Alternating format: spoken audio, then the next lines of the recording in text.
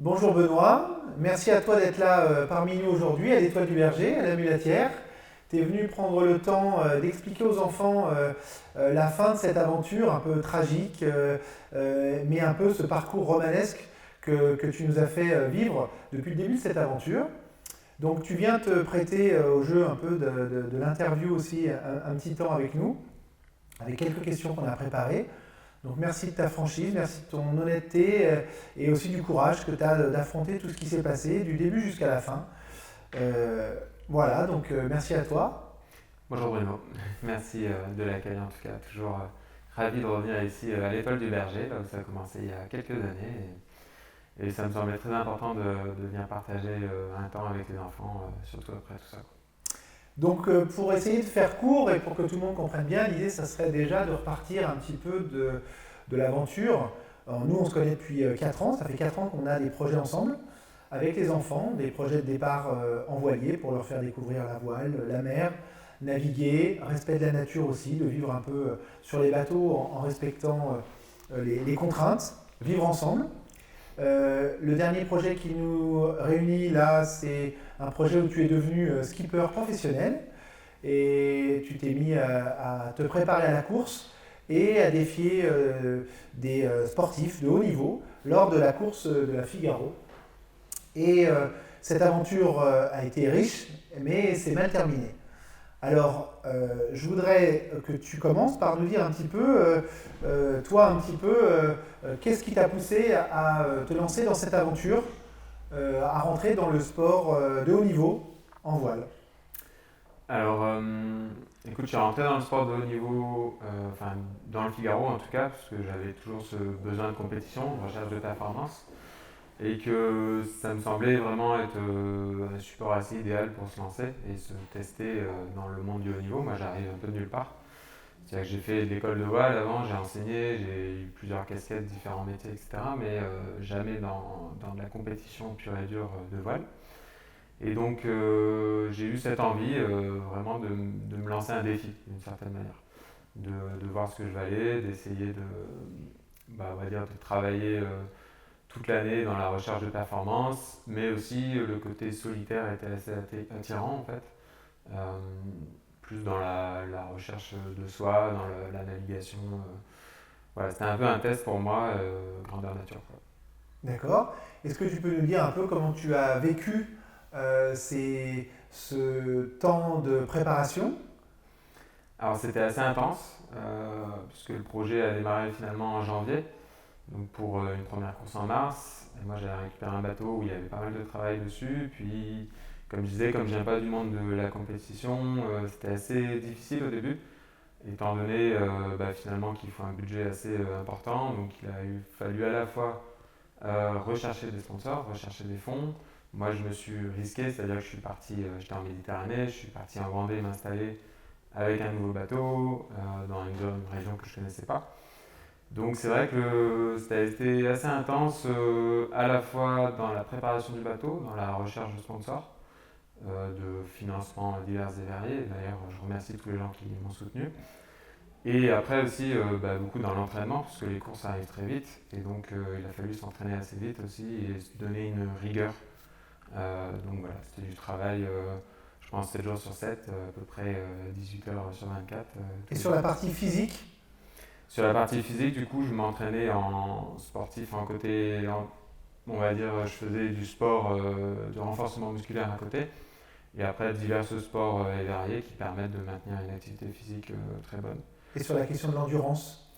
Et donc l'endurance, là, moi, dès que j'avais un bateau qui était prêt, très vite, j'ai essayé de partir régulièrement sur des phases de 2, 3, 4 jours en solo au large pour m'entraîner notamment à cette idée d'être en solitaire, de gérer sa sieste, enfin ses siestes et son temps de sommeil, etc. Ok. Ça s'est fait un peu tout seul. Je suis entraîneur sportif à la base, donc je me suis appuyé là-dessus, mais on n'avait pas d'entraîneur cette année, donc il a fallu bredouiller quelque chose d'assez assez bien, on va dire, pour réussir à gagner en performance. Ok. Est-ce que tu peux nous dire maintenant comment tu as vécu ces 3 étapes du Figaro, puisque Figaro se déroule en 3 étapes, et comment un peu comment tu as vécu séparément ces étapes et nous expliquer un petit peu le déroulé pour en arriver à ce qui nous réunit un peu aujourd'hui avec les enfants, dont on parlera après. Ouais. Alors, les 3 étapes, enfin la course du Figaro en elle-même, c'était vraiment une grosse surprise pour moi parce que toute l'année on fait des courses avec les différents skippers, etc. du circuit Figaro, mais c'est vrai que ça n'a pas autant d'ampleur que la solitaire en elle-même. Sur le plan médiatique, tu Sur veux le dire? plan médiatique en tout cas, et donc forcément l'impact que ça a, on va dire la pression d'une certaine manière quand même de cette course. On nous en parle un petit peu en avant-saison, etc. Mais c'est vrai que vu qu'on est plutôt concentré sur la performance sportive, on va dire, on oublie un petit peu cette partie-là. Donc moi sur les 3 étapes, la première étape finalement, on était à Caen, on a eu une semaine de village de course où tout est allé très vite parce qu'il y a eu à la fois pas mal de travail sur mon bateau, j'étais en retard on va dire dans les préparatifs. Donc je travaillais toute la journée sur le bateau et puis à la fois le week-end vous êtes venu avec les enfants sur place, donc ça a pris tout ça beaucoup de temps. Je suis parti sur ma première course avec finalement très peu de préparation, plus mentale, etc. Et c'est que au bout d'une vingtaine d'heures que j'étais vraiment dans la course et au début j'étais pas vraiment dedans, quoi. J'avais mon plan de route, j'avais travaillé avec mon météorologue, Corentin Douguet, mais du coup il m'a fallu un peu de temps pour m'y mettre. Et donc première étape, finalement, un parcours assez génial avec plein de rebondissements, plein de choses à jouer. Donc là je suis très content, finalement au fur et à mesure je me sens bien sur le bateau, je navigue, ça avance plutôt bien. Et je réussis cette étape en faisant finalement une route un peu comme ce qu'a fait un Irlandais, Tom Dolan aussi, on est parti au nord des îles Scilly. Et puis après, il a fallu batailler un peu dans la molle, etc. C'était assez particulier pour s'échapper. Et donc là, finalement, je passe la ligne d'arrivée en premier sur cette étape, ce que j'ai eu vraiment du mal à réaliser pendant un petit temps, arrivé en Irlande. Et finalement, l'ampleur médiatique prend tout son sens quand on a finalement plein d'interviews, plein de journalistes et les réseaux sociaux qui explosent aussi. Alors que tu n'étais pas préparé à ça. Pas du tout, ouais, j'avoue que j'étais même surpris en fait, arrivé à Kinsale, de voir autant de médias, etc. qui m'appelaient, quoi. Même si voilà, c'est la solitaire mais je m'en rendais pas compte. Et donc une étape avec un rebondissement, parce que en fait pendant cette étape il y avait une règle que je méconnaissais qui concernait le matossage, et en fait j'avais sorti un bidon à l'extérieur de mon bateau pendant la traversée de la Manche, pendant 1 heure ou 2, en gros pendant une vingtaine de milles. Et je l'avais laissé là, voilà, juste par ignorance finalement. Et un bateau était venu me photographier avec ce bidon, donc si j'avais connu la règle, je l'aurais forcément rangé. Mais là, c'était pas le cas, donc il m'a pris en photo de ça avec ce bidon.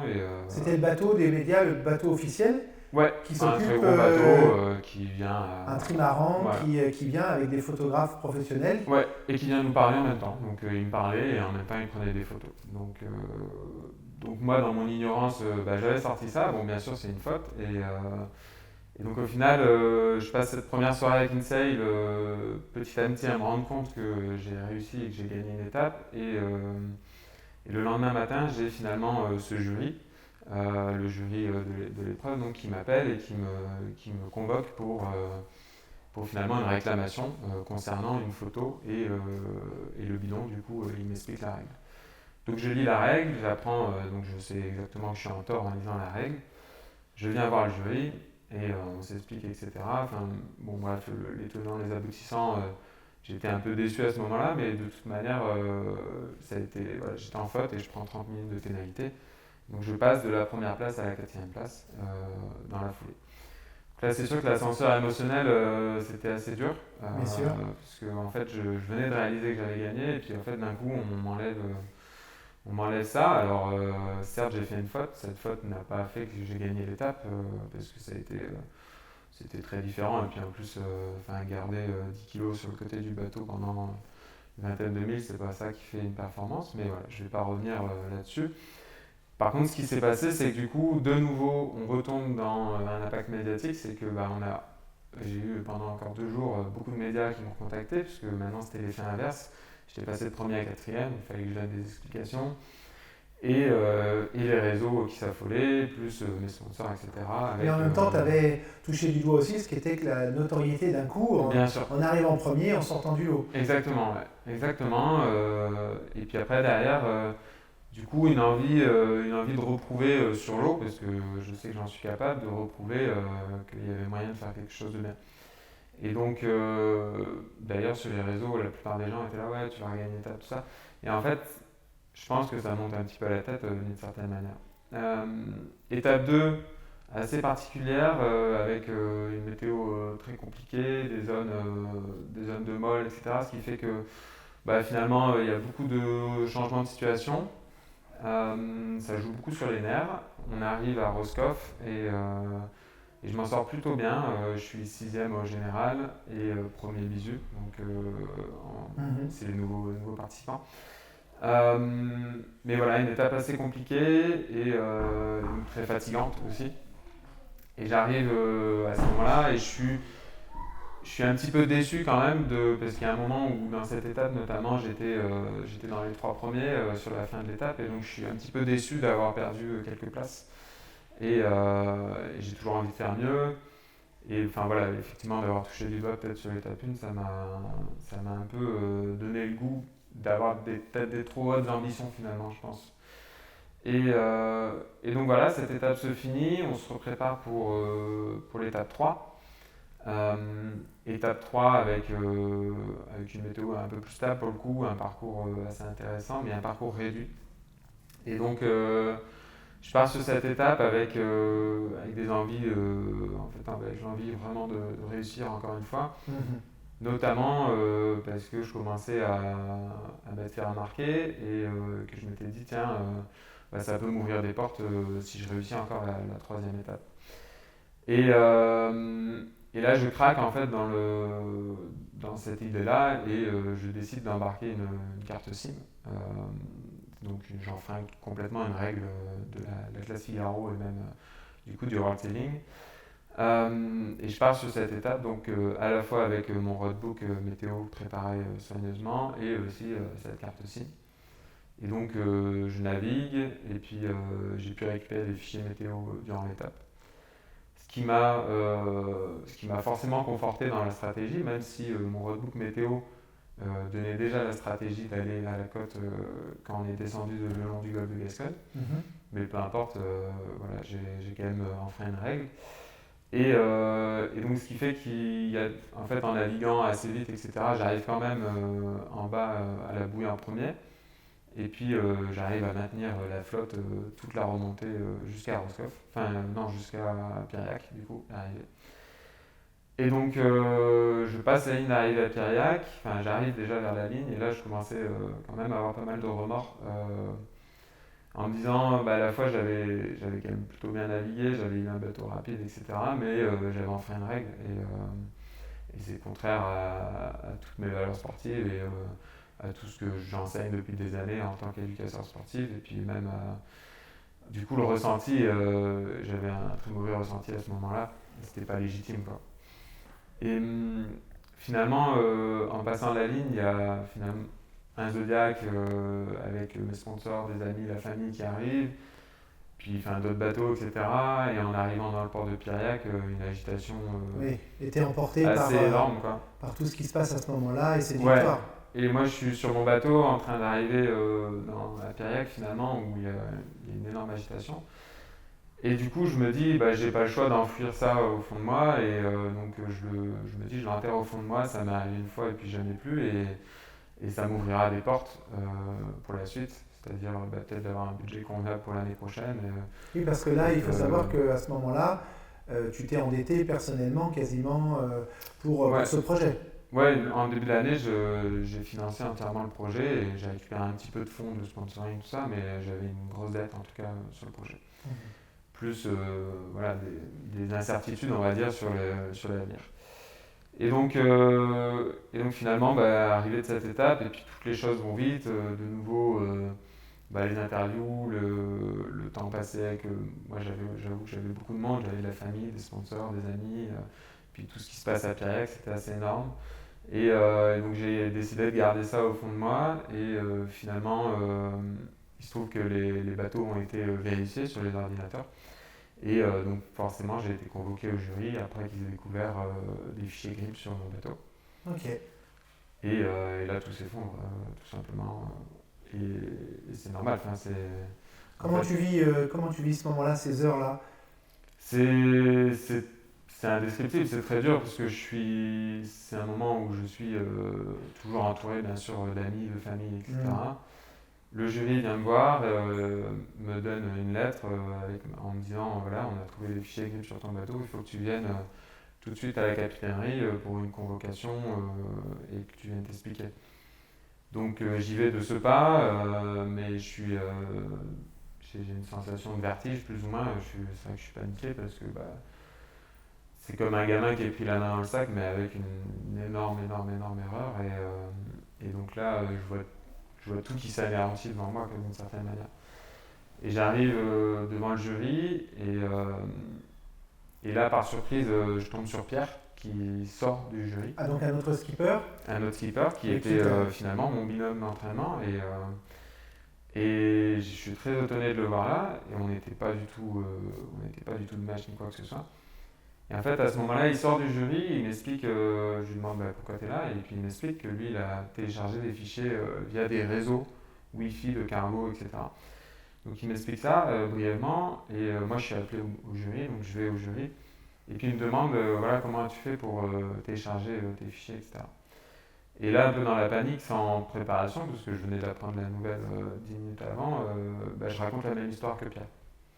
Sauf que dans mon cas, en tout cas, l'histoire n'était pas du tout viable parce que les endroits où j'étais, ça ne collait pas, etc. Enfin, en fait, c'était sûr que c'était pas viable et je ressors du jury en ayant raconté cette histoire et du coup en ayant menti au jury, vraiment un peu dans une situation de stress.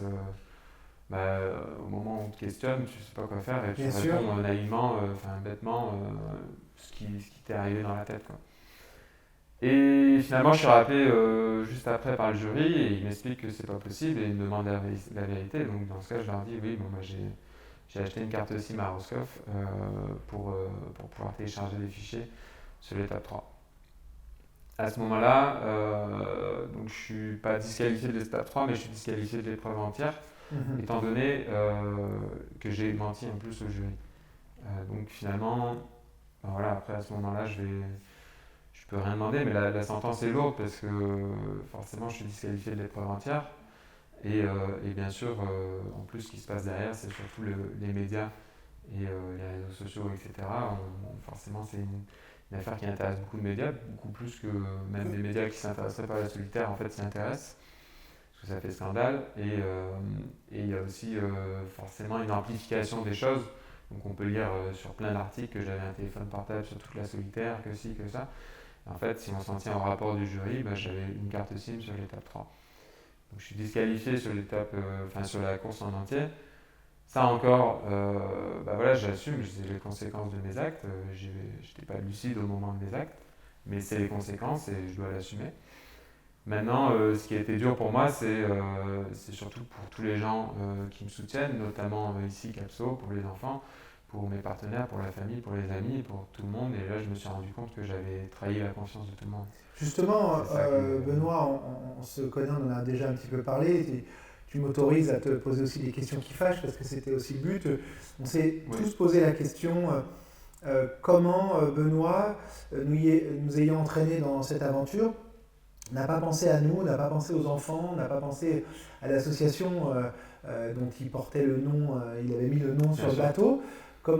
Pourquoi à ce moment-là, peut-être c'est difficile, mais peut-être avec le recul aujourd'hui, tu arrives peut-être un peu plus à penser aux choses ou à pouvoir en parler. Comment, au moment où tu décides d'enfreindre le règlement, avec ces données que tu captes, qu'est-ce qui fait qu'à ce moment-là, tu ne penses pas à nous? En fait, tout est allé très vite à ce moment-là et j'avoue que j'ai agi complètement égoïstement et en fait, j'ai pas du tout pensé à tous les gens qui étaient autour de mon projet. Alors que je suis effectivement quelqu'un qui fédère beaucoup de monde autour de ce projet. À ce moment-là, à cette décision-là... À ce moment-là, tu es seul et tu ne penses plus à rien d'autre qu'à la victoire? C'était le samedi, la veille du départ de Roscoff et en fait, en 1 heure, j'avais pris cette décision. Et c'est allé très vite et j'y ai vraiment pas pensé en fait, j'ai pas pensé d'une part à pouvoir me faire prendre et puis d'une autre part aux conséquences que ça pouvait avoir.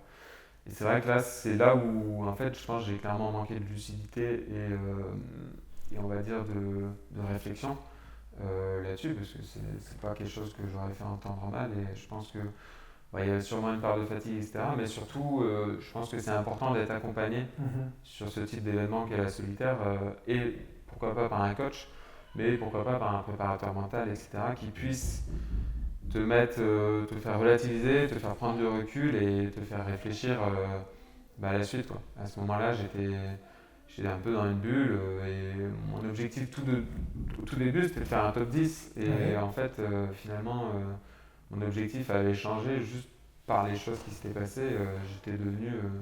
J'avais qu'une envie, c'était de gagner ou d'approcher le podium ou ci ou ça, mais ce qui était totalement une erreur. Qu'est-ce que tu retiens aujourd'hui de façon un peu peut-être rapide, mais de cette aventure? Si aujourd'hui tu dois dire un peu résumé, qu'est-ce que tu retiens de cette aventure?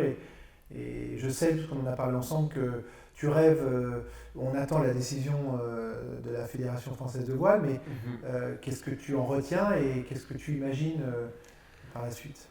Alors, il y a plusieurs choses. Bon, si on parle vraiment juste de l'aventure sportive, j'en retiens plutôt une grosse déception de ma part, globalement, sur moi-même, parce que ça a été finalement une année de travail assez énorme. C'était beaucoup de risques, c'était un investissement de temps, d'argent, enfin en fait un investissement que j'avais jamais fait jusque-là, qui était colossal et sur lequel finalement j'ai tout détruit par inaction. Donc je suis juste très déçu et énervé de moi-même d'avoir agi de cette manière. Après, je trouve que c'était une année qui était riche en apprentissage sur plein de choses, sur plein de choses, et en tant que sportif, et en tant que finalement, ouais, on va dire toucher du doigt un petit peu le haut niveau et voir ce que c'est, parce que je pense que c'est vraiment quelque chose qui doit s'apprendre et qu'on ne peut pas arriver un petit peu comme un touriste d'une certaine manière sur ce genre de circuit où tout est beaucoup plus sérieux, quoi. On rappelle que tu as 29 ans, Benoît, donc la moyenne d'âge pour les coureurs, en tout cas les skippers qui ont fait cette course, elle est autour de quel âge? Je ne saurais pas dire, ça doit être un petit peu plus élevé peut-être, mais c'est surtout la plupart du temps des personnes qui sont sur des circuits de haut niveau depuis quelques temps quand même, quoi. Donc c'est vrai que pour moi c'était une vraie nouveauté. Et donc mes envies, à la fois j'adore la compétition, je sais que j'ai certaines compétences là-dedans, même dans la préparation d'un bateau et dans la gestion d'un projet en fait. Donc forcément, j'aimerais bien retourner, j'aimerais bien pouvoir naviguer et puis m'exprimer et surtout de le faire proprement, quoi. Ça, c'est clair que moi je retiens une grosse leçon, c'est l'honnêteté avant tout et c'est vraiment de jouer patte blanche et d'être irréprochable de A à Z. Et ça, c'est clairement important, quoi. Donc peut-être si la Fédération française de voile te l'autorise, tu pourrais, en quelques années, en fonction de la réponse, te frotter de nouveau à la Figaro. C'est une possibilité que je garde en tête, en tout cas c'est une envie. Alors après, je ne voudrais pas manquer de respect aux gens qui sont dans la classe Figaro, de skippers, etc. Donc c'est pas une décision qui m'appartient qu'à moi-même. Forcément, si on m'en laisse la possibilité, un jour j'aimerais bien y retourner. Une sorte de revanche un peu. Une revanche contre moi-même, en fait, de pouvoir toi. me prouver à moi-même que je sais naviguer propre et que je peux faire ça bien, quoi. Alors tu m'as parlé aussi d'une autre course que tu feras ou tu ne feras pas, mais en tout cas tu as été sollicité ou tu t'es renseigné un petit peu sur une course un peu particulière. Est-ce que tu peux m'en dire un mot Ouais, c'est vrai que c'est particulier. Du coup, c'est plus ou moins une course, c'est ce qu'on appelle la route du Pardon, qui part finalement de Saint-Malo et qui reprend le parcours de la traite de l'esclavage. Donc qui part de Saint-Malo, qui passe par le Cap-Vert et qui après vient contourner la Martinique et la Guadeloupe pour revenir à Saint-Malo. Donc c'est finalement c'est une personne qui m'a contacté, qui m'a proposé ça, je pense que c'est tout nouveau. Et puis en fait ça rentre un peu dans mon contexte, ça s'appelle la route du Pardon. C'est une transatlantique aller-retour. Et après, c'est un petit peu au choix. Il n'y a pas vraiment de règles. On peut être en solo, en duo, en équipage, sur tout type de bateau. Et on peut aussi faire une escale si on le veut ou non. Mais l'idée, c'est de mettre moins de 70 jours au total pour faire cette course. Et il faut estimer son temps de parcours et être au plus proche de son temps de parcours. Donc il faut savoir que, bon, moi, dans l'idéal, si je me lançais là-dedans, ça serait, pourquoi pas de le faire en Figaro, parce que ça serait une manière de me faire pardonner et puis de aussi faire quelque chose d'intéressant avec un Figaro, de finir cette histoire, on va dire. Et idéalement, ça serait de le faire en solo ou en duo. Je me laisse la possibilité, pourquoi pas avec Pierre si ça l'intéresse aussi. Qui a connu la même chose que toi. Qui est un peu dans la même situation et dans l'idéal de le faire sans escale. Okay. Maintenant, c'est quelque chose qu'on voit quasiment jamais, qui ne s'est pas trop fait, de faire un tour de l'Atlantique en Figaro, ça ne s'est jamais vu. Un transatlantique retour en Figaro 3, ça ne s'est pas vu non plus. Donc c'est assez engageant d'un point de vue humain, mais aussi d'un point de vue matériel, parce que bon, c'est du matériel qui, pendant 2 mois complets, va naviguer, donc il faut être bien équipé, il faut toute une préparation, etc. Maintenant, c'est quelque chose que je garde en tête, ça part en février de l'an prochain. Et je me dis que ça pourrait être peut-être une porte de sortie. Ok. Maintenant, tu vas bientôt rencontrer les enfants, là, dans quelques minutes. Qu'est-ce que tu penses dire aux enfants de tout ça? Bah, clairement, moi j'aimerais bien, voilà, on avait 2 projets qui étaient liés, forcément, parce que le projet des enfants reporters était sur la classe Figaro et sur la course au large. Donc j'aimerais bien quand même réussir finalement ces 2 projets qui tenaient vraiment à cœur pour moi. Bon, bah, j'en ai finalement gâché un par inaction et donc j'aimerais bien réussir à continuer ce 2e projet qui me tient à cœur. Et donc finalement de venir ici et de pouvoir expliquer aux enfants ce qui s'est passé et d'être tout à fait honnête et franc avec eux et de pouvoir discuter en toute transparence avec eux. Ça me semblait important, donc c'est essentiellement déjà de pouvoir témoigner de la situation, de ce qui s'est passé. Je ne vais pas leur faire une leçon de morale, etc., parce que je ne suis pas du tout en position de le faire après ce qui s'est passé, mais plus de leur montrer quelles sont les conséquences qu'on peut avoir dans un mensonge, dans une tricherie, etc., après dans la vie, quoi, dans la leçon de vie qu'on peut en tirer. C'est plus essayer de discuter avec eux et puis surtout d'être transparent parce qu'ils ont suivi le projet, ils sont impliqués dans ce super projet, je les ai vus toute l'année et je trouve ça très important de pouvoir raconter même après un échec ce qui s'est passé avec eux. Un mot peut-être sur les réseaux sociaux, si c'était à refaire, parce que ça répond bien aussi à ce que les enfants, les jeunes connaissent aujourd'hui, un peu cette hyper consommation, utilisation des réseaux sociaux. Et peut-être un mot là-dessus, est-ce que tu ne penses pas que si c'était à refaire, peut-être tu utiliserais peut-être un peu plus pour être moins, on va dire, ou pollué, ou en tout cas embarqué par aussi une ferveur qui peut-être t'a sorti un peu de la course si tu étais plus concentré sur toi et que tu avais eu moins le retour en hyper miroir de tous les gens qui te suivent. Peut-être que tu aurais pu aussi peut-être plus te concentrer sur toi et moins sur le regard et de tout ce que tout le monde attendait de toi, où tu es devenu d'un coup un surhomme pour tout le monde. Tu t'es... Ouais. Alors du coup, oui, par rapport aux réseaux sociaux, c'est vrai que je pense que l'idéal dans ce type d'épreuve, c'est de pouvoir en faire abstraction complètement. Et à la fois, c'est aussi quelque chose qui fait partie de notre métier, donc c'est difficile de participer, je pense, à une solitaire, etc., sans interagir, on va dire, avec le public, parce que c'est aussi ce qui crée certaines notoriétés, etc., et ce qui surtout permet après la recherche de sponsors et compagnie. Mais dans mon cas, c'est vrai qu'entre les étapes, qui sont donc un temps qui est assez court, c'est souvent 2 jours entre les étapes, ça m'a pris, je pense, une très grande partie de mon temps et beaucoup trop en fait. Et donc effectivement, on est un peu noyé dans tous ces commentaires, dans tous ces messages, etc. Qu'on reçoit. Et donc finalement, ça pollue peut-être un peu notre réflexion. Donc là, c'est vrai qu'il y a une vraie question à se poser. Et puis en plus, tout ce qu'on voit sur les réseaux et ce qu'on voit sur les médias, il y a un peu de tout. Et Et si on ne trie pas d'une certaine manière, ou si on lit tout, ben en fait on peut avoir des mauvaises informations et ça peut être nuisible plus qu'autre Et chose. ce que tu as vécu, le risque de beaucoup de jeunes, c'est-à-dire que ton image est déformée, ce qu'on dit de toi est déformé, les faits ne sont plus Ouais. vraiment ceux-là. Bien sûr, il y a forcément une déformation complète. Ouais, après, c'est quelque chose auquel il fallait s'attendre. Hein. C'est souvent le cas, et dans beaucoup d'histoires hein, d'ailleurs. Donc, après, voilà, moi si un jour je devais reparticiper, je pense que je le ferais, j'essaierais de le faire quasiment sans réseau, sans sponsor, sans communication, juste pour l'art de naviguer et de me faire plaisir, juste pour le sport en fait. Eh ben, merci à toi pour cette franchise. Une mission maintenant pas la plus simple, faire face aux enfants et qui t'attendent et qui t'aiment beaucoup, qui t'apprécient énormément, qui t'ont regardé comme un grand frère, mais aussi vraiment comme quelqu'un, comme un modèle. Donc aujourd'hui, ben, l'amour qu'ils te portent, qu'on te porte, et tout l'estime qu'on a pour toi et tout le travail que tu fais avec nous depuis de nombreuses années, rien n'est abîmé, mais il y a des choses qui ont été entachées. Aujourd'hui, tu es sur une volonté aussi de réparer et de continuer d'avancer avec nous ou aussi de ton côté.